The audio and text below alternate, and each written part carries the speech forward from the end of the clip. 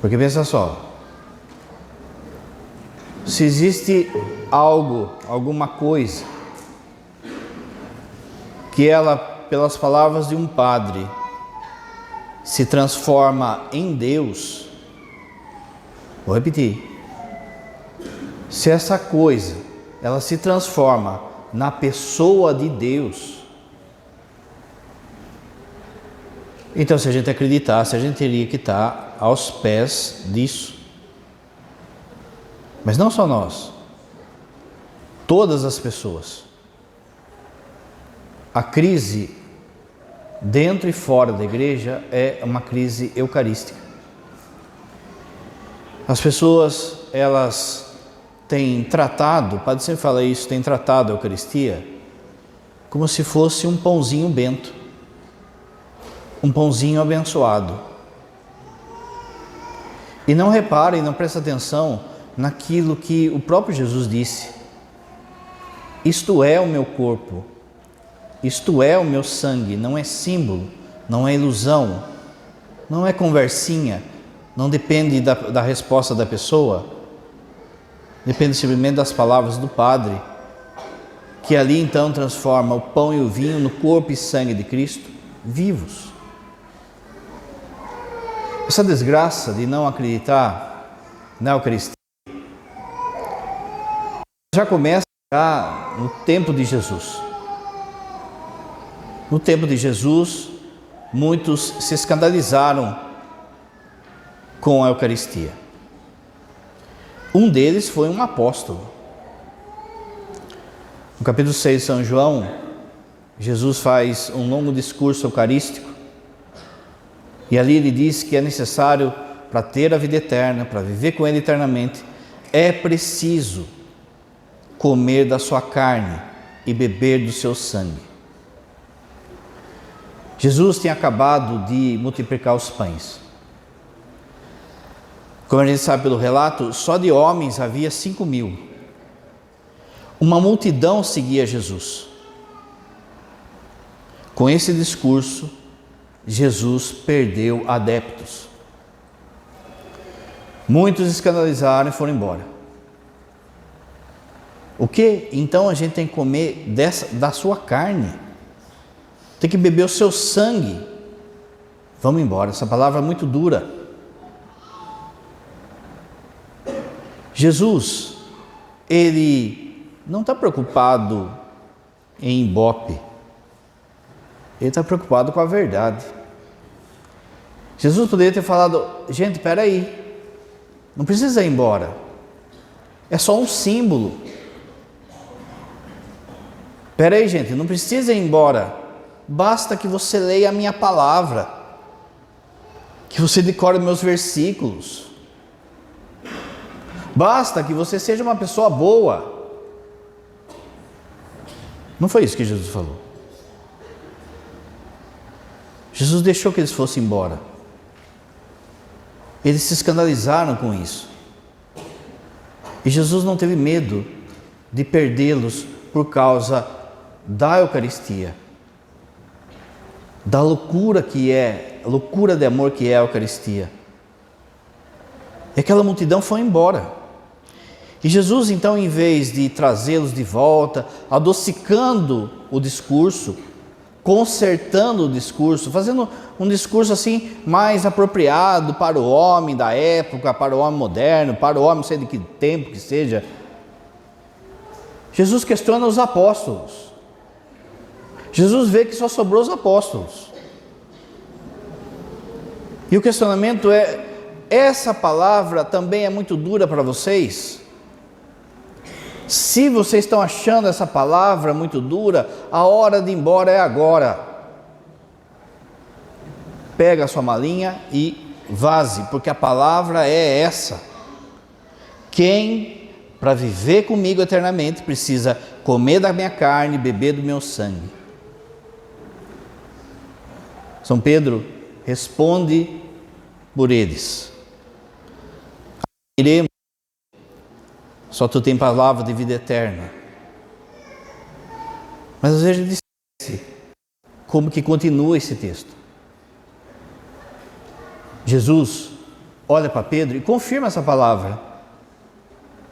Mas ele diz assim: muito bem, é isso mesmo. Mas deixa eu dizer que um dentre vós é um diabo.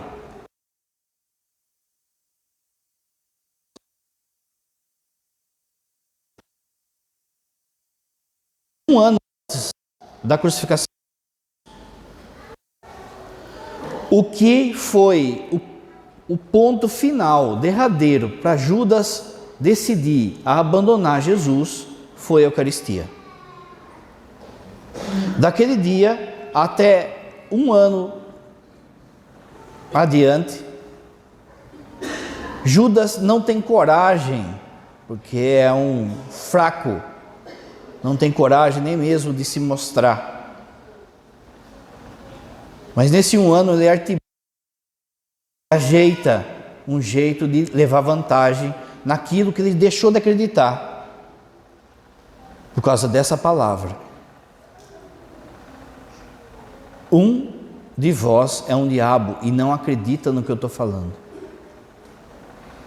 Você vê todo o desenrolar e o drama de Judas e percebe que ele ali no meio da ceia, ele está decidido a entregar Jesus. Há um debate na teologia para ver se Judas comungou de fato. Se ele chegou a comungar, ou ele não comungou e já foi entregar Jesus. Para mim, eu tenho que ele comungou, para simbolizar justamente esse milhões e milhões de pessoas que mesmo comungando não acreditam no mistério, mesmo comungando são capazes de trair nosso Senhor, porque não acreditam. Porque se Judas, por exemplo, ele não comungou, então significa que ele saiu antes disso. Então já significa que ele não se importou. Quantas pessoas que não se importam com a missa, quantas pessoas que não vêm no final de semana, tendo um mandamento para você participar da missa. O terceiro mandamento é para você participar da missa todo final de semana, mas eu não me importo, eu não venho. Ou às vezes vem, não participa, vai embora mais cedo, não espera a bênção. Quem saiu antes de terminar a ceia foi Judas. Ou a multidão que comunga sem acreditar.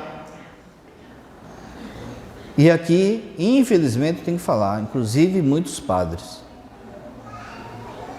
A festa de hoje é derivada da falta de fé de um padre que não acreditava em Jesus Eucarístico. Mas isso, como uma desgraceira, parece que aumentou.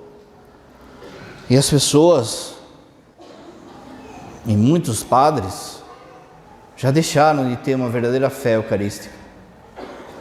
E no meio disso tudo também se tornaram Judas. No século XVI vai aparecer a figura de Lutero, que vai se revoltar contra a igreja, numa soberba diabólica, que as pessoas elas escutam de orelhada aí em livrinho de história, em professorzinho de história, e acham que a confusão foi por causa da indulgência. Não foi, gente. A confusão foi por causa da Eucaristia e do sacerdócio. Porque uma coisa depende da outra. E aí vem Lutero, na sua arrogância, dizer que não é o corpo e sangue de Cristo, é um símbolo. E disso vai derivar um monte de heresia que a gente escuta até hoje. Mas Lutero, ele espalhou isso de tal forma que, se é um símbolo, então não precisa de padre. Foi uma guerra. Abriu-se uma guerra contra a Eucaristia e o sacerdócio. Deu no que deu. Esse monte de gente que Lutero, pela ação do demônio, tirou diante da Eucaristia, porque no fundo é isso. Se você pensar, essa multidão aí de igreja evangélica, que no fundo era para estar aqui, adorando o Senhor Eucarístico. Quantos desses pastores, talvez se tivesse permanecido, se não tivesse essa divisão, talvez hoje seriam padres. Quantos deles que realmente têm uma vocação, um chamado para serem pessoas, para pregar o Evangelho, para falar do Evangelho e para adorar nosso Senhor na Eucaristia, mas espalhou-se esse joio que foi entrando de tal forma que acabou entrando dentro da igreja, da nossa igreja. De forma que nós tratamos a Eucaristia como se fosse pãozinho bento. A ideia que a gente tem de Eucaristia é a ideia de Lutero há 500 anos atrás. Porque, de novo, se existe uma coisa que, pela palavra do padre, pela palavra do bispo, ela deixa de ser pão, deixa de ser vinho, se transforma na pessoa viva de Jesus, como que deve ser o nosso coração em relação a isso? Como que deve ser os nossos joelhos diante disso? De forma que é necessário, urgente, uma renovação catequética, desde as crianças até o povo, até os seminários, de entender o que de fato é a Santa Missa e o que é a Eucaristia.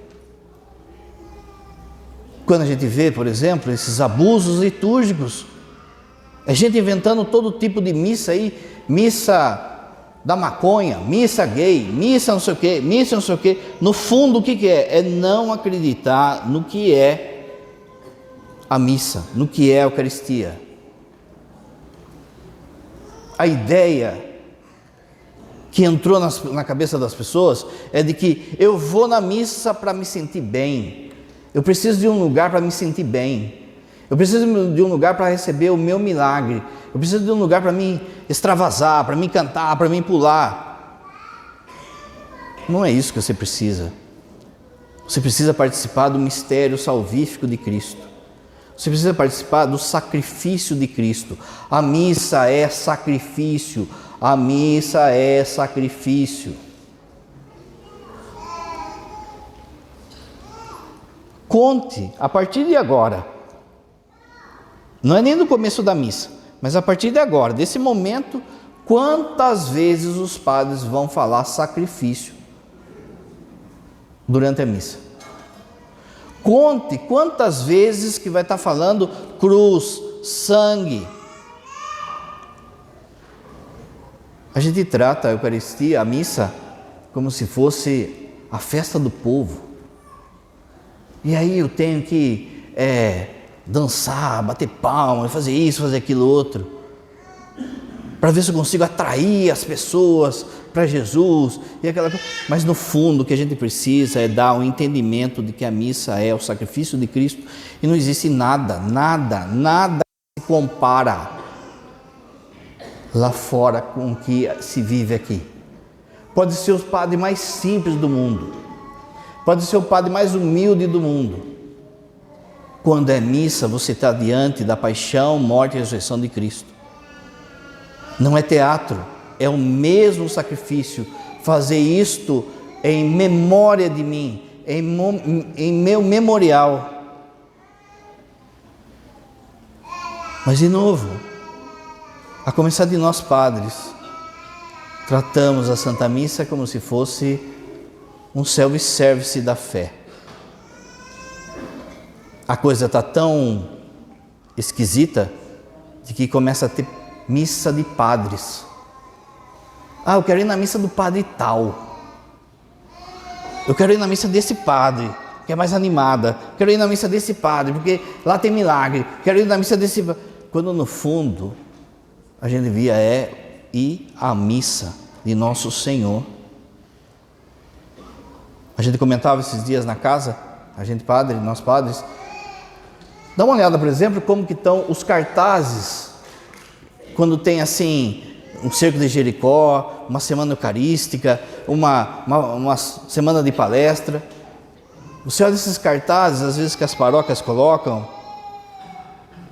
em que a foto do padre está mais em evidência do que a foto de Jesus, que uma imagem de Jesus, que é a imagem de Jesus Eucarístico, por exemplo. Esses dias eu vi um padre desses famosos aí, chegando de uma turnê, já começa daí, né? Um padre tem turnê. Eu estou aqui para falar hoje. Com um ônibus imenso, com uma foto dele no ônibus e nenhuma menção a Jesus. E aquela multidão que vai atrás de Jesus, não vai atrás do cantor, do poeta, do escritor, do sei o que mais.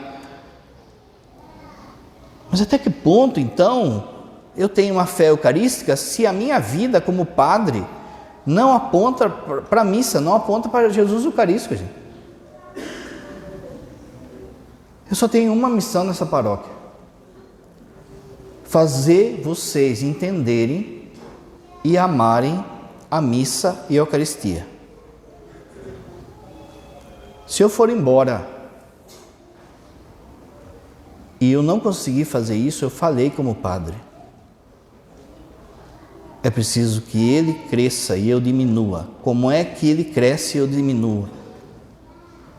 Eu diminuo cada vez mais celebrando a missa da Santa Igreja, não inventando a missa do Padre Enéas, a missa do Padre João, do Padre de Sandro, a missa de Nosso Senhor. Ele precisa aparecer, ele precisa ser amado, porque ele é fonte de graça. Agora a gente entra numa outra parte.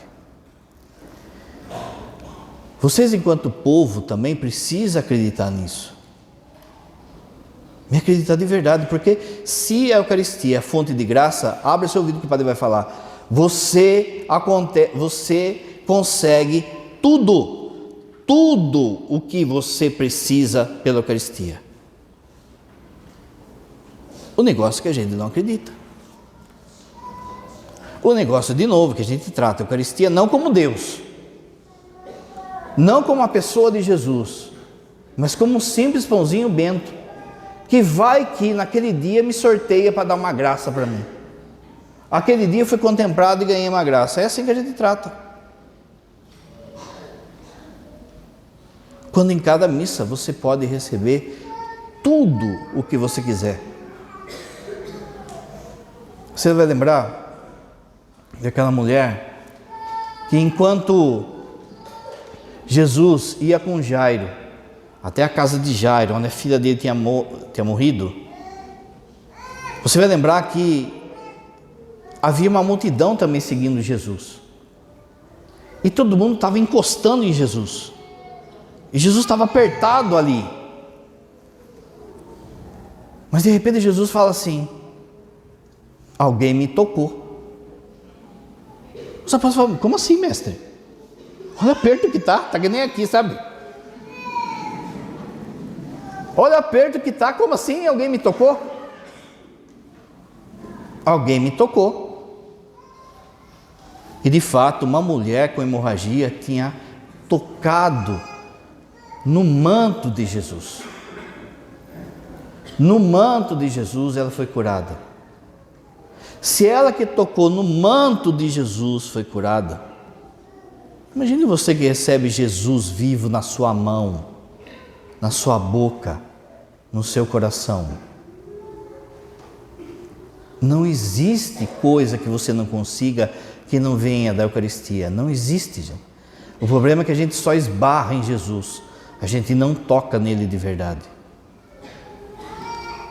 Quantas pessoas que comungam a cada domingo, a cada dia, de qualquer jeito, esbarrando só em Jesus. É Deus. A Eucaristia é o Filho de Deus. Aí vem alguém com uma promessa de: olha, venha para cá, que aqui você vai receber prosperidade, milagres, libertação, e vai lá aquele bandão embora. abandonando a Eucaristia. Aí vai a pessoa que fica rezando para que Deus dê um relacionamento. Ah, Jesus, me dá uma namorada, me dá um namorado. E Jesus concede. E qual é a primeira coisa que a pessoa faz? Larga a Eucaristia, vai embora. Vai embora por causa do pecado, começa a viver uma vida de pecado, ou simplesmente vai embora. Não tem tempo mais para Jesus. É um trabalho, é um relacionamento, é uma enfermidade, qualquer coisinha, a gente já está lá abandonando a Eucaristia, abandonando Jesus Eucarístico. Então, não é Deus na nossa vida. Domingo o padre falava, se tem algo que impede você de adorar Jesus Eucarístico, então esse algo é seu Deus. Se tem algo na sua vida que está travando você de comungar, de adorar, então isso é um ídolo no seu coração. Ele está competindo com Deus na sua vida.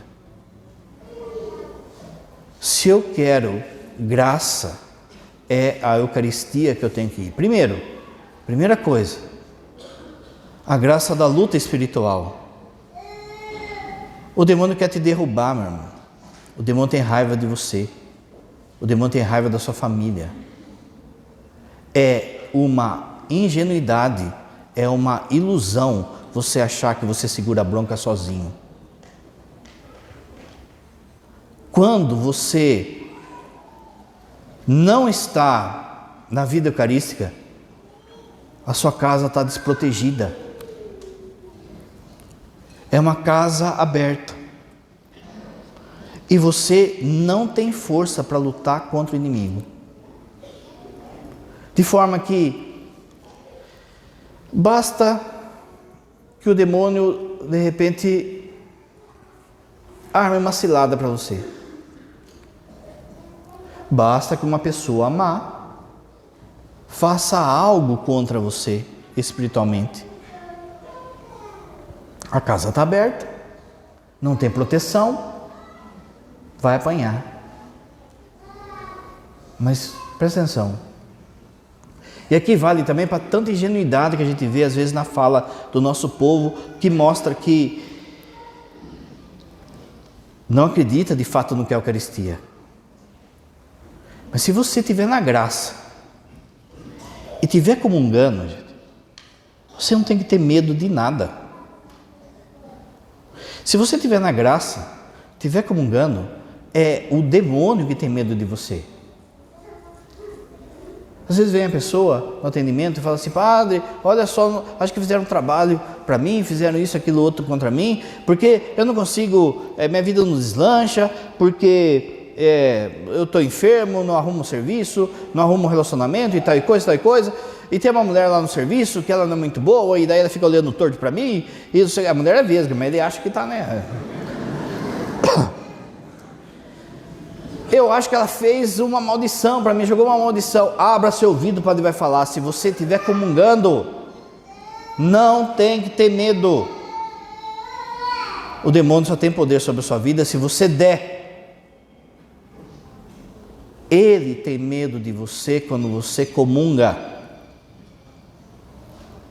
Acabou de sair um filme chamado Nefários, que fala de uma possessão de uma pessoa que está no presídio. E aí tem lá um diálogo com um psiquiatra que não acredita. Mas naquele diálogo ele lembra que ali naquele presídio tem um padre que atende os presidiários. Então ele manda chamar o padre.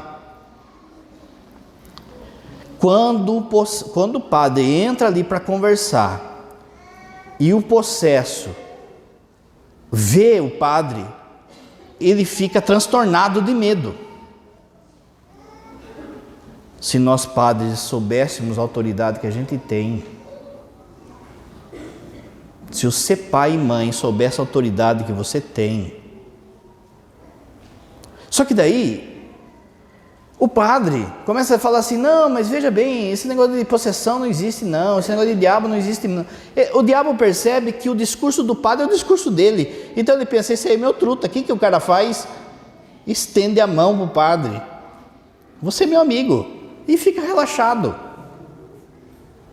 É isso também com você. No pecado, na zoeira, falando abobrinha, você se torna amigo do outro.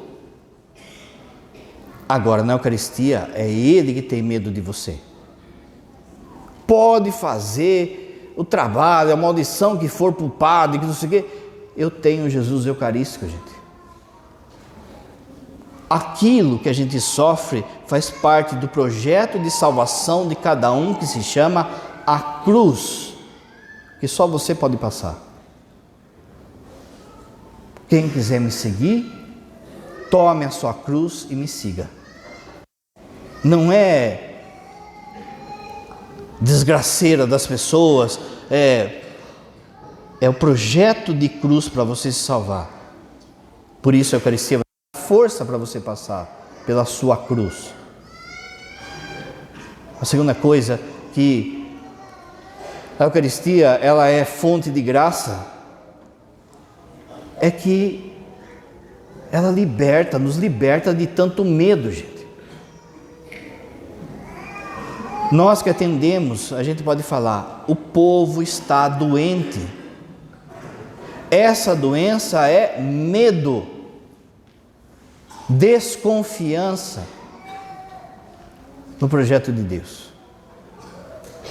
Quantas pessoas estão aí sem dormir porque ficam naquela coisa, e se, sofrendo por fumaça, sofrendo por coisa que nem vai acontecer, desconfiando de que, mas se eu perder o emprego, se eu não tiver comida, se o Covid, se não sei o quê, e se o governo, e se ganhar o Lula, e se ganhar o Bolsonaro, e isso, aquilo, outro, e criando aquela... E bastaria, de fato, a gente acreditar em Jesus Eucarístico para acalmar o nosso coração. Não tenhais medo, não estou eu aqui convosco. Nem um fio de cabelo cai da sua cabeça aí se ele não cuidar. E a gente, de modo infantil, diz que tem fé, mas não é capaz de deixar esses nossos medos. O padre falava hoje de manhã, quanto que faria bem, por exemplo, se essas áreas que cuidam das pessoas entendessem isso, entendesse que o ser humano não é uma gaveta de repartições. Tem o corpo, tem a psique, tem a alma. Quem é enfermeiro só cuida do corpo, quem é psicólogo só cuida da psique, o padre só cuida da alma. Esse jeito de tratar não cura ninguém, porque você é uma pessoa. Repara só, quando você não dorme bem, quando você não está com fome, você fica irritado. Não é só o seu corpo que reage, a sua psique, a sua alma reage. E aí, por vezes, a gente vai tratar disso, trata só como se fosse gaveta. Quanto que tem faltado, por exemplo, psicólogos, psiquiatras, que entendessem que o maior remédio que existe se chama Eucaristia. Mas hoje em dia a gente está num ponto em que não se pode falar o nome de Jesus no consultório, a ponto de se perder o diploma. Já existe uma censura ao nome de Jesus. Se alguém citar o diabo num consultório, não dá nada. Mas se você citar Jesus na escola, numa faculdade, e aí a gente não sabe porque essa multidão de medo, de gente com medo, medo de tudo, medo da vida. O número de suicídio triplicou entre os jovens. A Suécia é o país que mais tem suicídio. Lá não tem desigualdade social. Ninguém passa fome lá. Mas lá não tem Jesus. É um país ateu. Quanto medo resolveria nosso se de fato a gente colocasse a nossa vida nos pés de Jesus Eucarístico. Jesus, eu não estou entendendo nada. Jesus está doendo. Jesus, eu não sei lidar com esse luto. Jesus, eu não sei lidar com essa situação. Mas eu coloco debaixo dos seus pés. Jesus é fonte de bênçãos, de graças. Porque, de novo, não existe graça que você não consiga com a Eucaristia. Não existe, entenda isso. Você é capaz de tocar o coração de Deus, pedindo a graça que você necessita, que você precisa, amando a Eucaristia. O amor à Eucaristia vai tocar o coração de Deus para te conceder isso que você precisa. Mas de novo, qualquer dia o padre vai gravar o jeito que a turma comunga. E só de ver o jeito que a turma comunga, você já sabe o que está aqui dentro. É lógico que isso não quer dizer num farisanismo exterior, numa prática exterior. Mas o nosso exterior, ele aponta para aquilo que está aqui dentro. O Padre Pio falava: veja como um padre celebra a missa e você vai saber como ele é. Vou repetir, não é prática exterior, não é simplesmente farisanismo, rubricismo, mas o jeito, por exemplo, que se toca na Eucaristia, que um padre toca na Eucaristia, que o padre levanta a hóstia, que o padre apresenta a hóstia, que o padre comunga. Aquilo já fala daquilo que ele acredita. Aí você olha às vezes pelo povo, olha o povo. E de novo, o povo trata a Eucaristia como se fosse bolacha. Como se fosse pãozinho abençoado. Comunga de qualquer jeito, trata de qualquer jeito. Pega Jesus como se fosse pinça, com pinça. Não é coisa, Jesus Eucarístico não é coisa. Não é para você ficar pegando no ar. Não é para você ficar conversando na fila da comunhão. Era para o seu coração estar sangrando. Se você quer essa graça que você quer, era para o seu coração estar sangrando. Eu vou me encontrar com Deus. Deus vai entrar no meu coração. E eu preciso dessa graça. Eu preciso disso que eu estou pedindo. Então, eu tenho que vir com o coração de fato contrito, queimando, amando, adorando a Jesus Eucarístico. A gente não se importa. A gente trata como um ritualismo barato, como um preceito barato.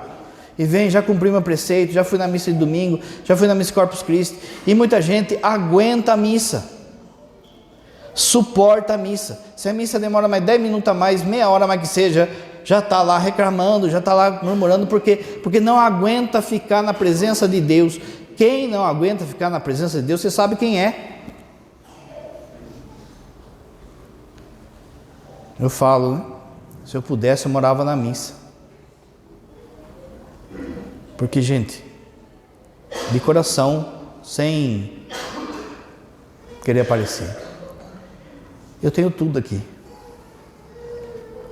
Quando eu celebro, não acho que eu fico vendo anjo, fico vendo luzes, eu não vejo nada. Mas eu sei que é Ele. Eu sei que é Ele. E cada missa minha, não só porque a homilia demora, tal coisa, eu saio cansado. Porque eu quero estar ali. E para mim estar ali exige um esforço meu, do meu corpo, da minha consciência, da minha atenção, de ficar brigando comigo mesmo para ficar ali, ficar ali, ficar ali. E assim deve ser em cada missa nossa. A quarta coisa que Jesus é fonte de graça é a família. Você quer de verdade converter a sua família? Vai para a Eucaristia. Às vezes a pessoa vem, padre, o que eu devo fazer para converter minha família? Fala aí uma oração forte, né? Oração forte, né? Padre, posso rezar com São Miguel? Pode. Pode rezar o rosário todo dia, 3 horas da manhã com o Frei Gilson, 4 horas da manhã? Pode. Posso ir de Pirapora de joelho? Pode. Mas nada supera amor eucarístico. Nada supera. Se você quer trazer a sua família para Deus, você deve amar a Eucaristia acima deles. Acima deles. O primeiro mandamento não é amar a família sobre todas as coisas. É amar a Deus, e a Eucaristia é Deus. Senhor, eu amo tanto eles que eu estou aqui de novo, e estou aqui de novo, e estou aqui de novo. Será que de fato eu quero a conversão deles? Ou eu falo que quero, mas se a gente querer, a gente consegue, gente. São Bernardo levou 11 pessoas da família dele para o seminário. 11. Olha a frase de São Bernardo, e cada um avalia a sua família como é que está. Olha essa frase, ele fala assim: se uma família em 3, 4 gerações não produziu um padre para a igreja, essa família não é católica. Vou repetir, e aí você vê como é que está seu povo aí, né? Já está dando risadinha já, né? Se a sua família em 3, 4 gerações, que dá o quê? 150, 200 anos. Se em 200 anos, se você pensar bem, é isso mesmo, gente. Se em 200 anos a minha família não produziu um padre, se uma paróquia não produz padre, se uma comunidade não produz padre, é uma figueira, é uma videira seca. Não está se amando Jesus Eucarístico ali. Se eu amo a minha família, eu tenho que ter um coração eucarístico, um coração adorador, que vai trazer as pessoas. Aquilo que o Dom Henrique falava, Dom Henrique Soares falava, você acaba ficando grávido de Jesus, grávida de Jesus. As pessoas percebem algo em você, não precisa ficar fazendo discurso na praça, falando um monte de coisa. As pessoas percebem que tem algo diferente aí. Esse algo diferente é Jesus Eucarístico dentro de você. Como é que o pessoal da sua família era para te encontrar depois de uma missa?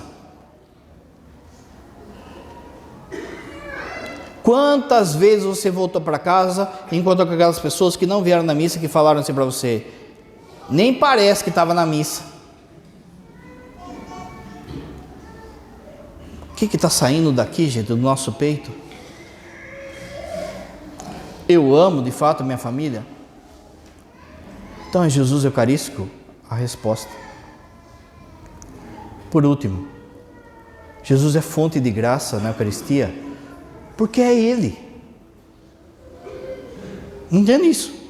Porque é Ele. Não é símbolo, não é pãozinho, é Ele. E só do fato de você ter Ele, já era para você bambear as pernas. Já era para você tremer, palpitar o seu coração. Quando a gente reza as orações eucarísticas, e de modo especial a oração eucarística número 2, você vai lembrar que a gente agradece por Ele nos ter feitos dignos de estarmos aqui. Ninguém é digno, ninguém é digno. Nós não somos dignos de ser padre, ninguém é digno de ser ministro, ninguém é digno de cantar na missa, de ler na missa, ninguém é digno de estar aqui. É bondade dEle. Porque Ele quer estar conosco, Ele quer estar conosco, Ele te ama tanto que Ele quer estar com você. Ele faz um esforço, Ele vem ao seu encontro de todas as formas para que você se aproxime dEle. O Padre sempre fala, né? Você sabia que São Francisco, ele não se achou digno de ser. Mas não é uma falsa humildade aqui, sabe? Aquela coisa que você chama alguém para ser coordenador, a pessoa fala, não sou digno, mas no fundo ela não quer trabalhar. Por que São Francisco de Assis não se achou digno? Porque São Francisco sabia o que era a missa.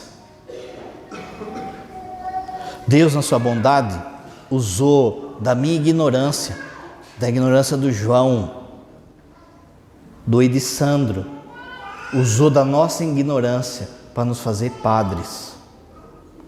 Porque se a gente soubesse de fato o que era, a gente não tinha coragem de pedir isso. Mas é uma forma, desde o momento que o Senhor te chama, por exemplo, a ser ministro da Eucaristia. Ministro da Eucaristia, gente, não é uma pastoral.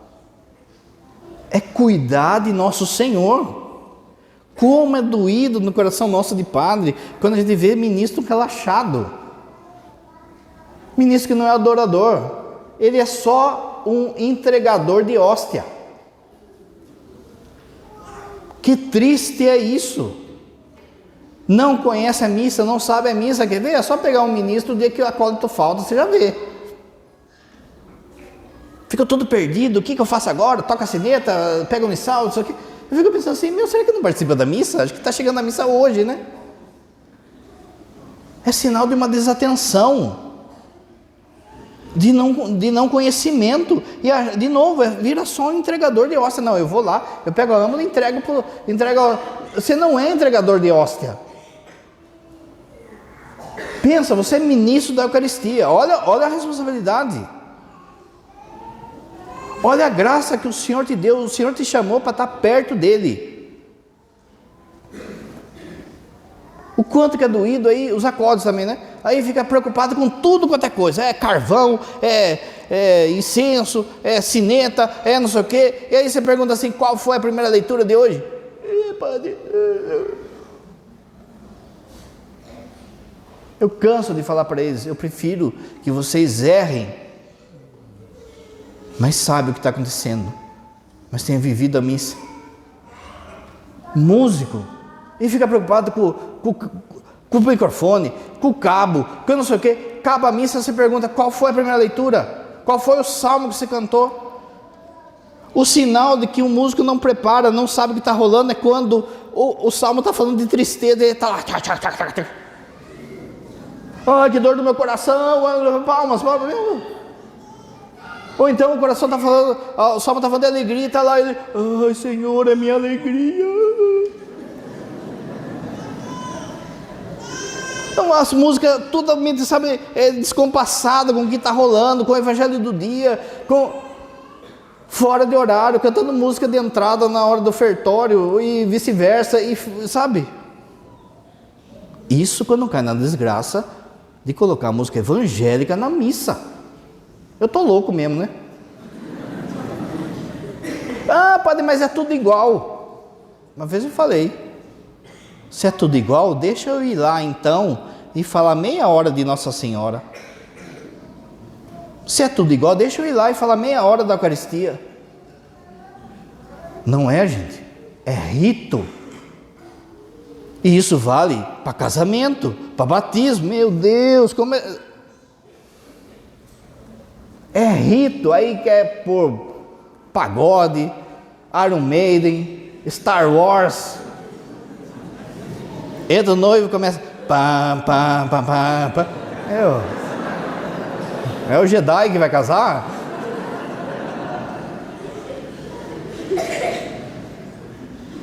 Se tudo envolve a Eucaristia, olha como a gente trata, gente. O respeito que a gente deve ter na missa, no silêncio. Quanto que a gente tem que ficar falando? Aqui nessa paróquia é um problema, né? Silêncio antes da missa, silêncio antes da missa. Todos os comentários estão com plaquinha lá. Silêncio antes da missa. A gente vai estar perto dele. A gente é chamado para estar perto, é como se fosse uma fogueira. Ele te chama para estar perto. Para terminar, pensa assim, se o padre falasse assim, daqui meia hora, Jesus vai chegar aí, e ele vai falar um por um. Você vai entrar ali, naquela salinha, vai entrar ali, e você vai ter 20 minutos, só você e Jesus. Você já pensou o que você ia fazer? Você ia abraçar Jesus, ia chorar, ia pedir, ia se alegrar, ia... Não era assim? Mas você tem esse tempo. Você tem isso quando você comunga. É só você e Ele. É só você e Ele. Tudo que você precisa, a gente alcança pela Eucaristia. Creio em Deus Pai Todo-Poderoso,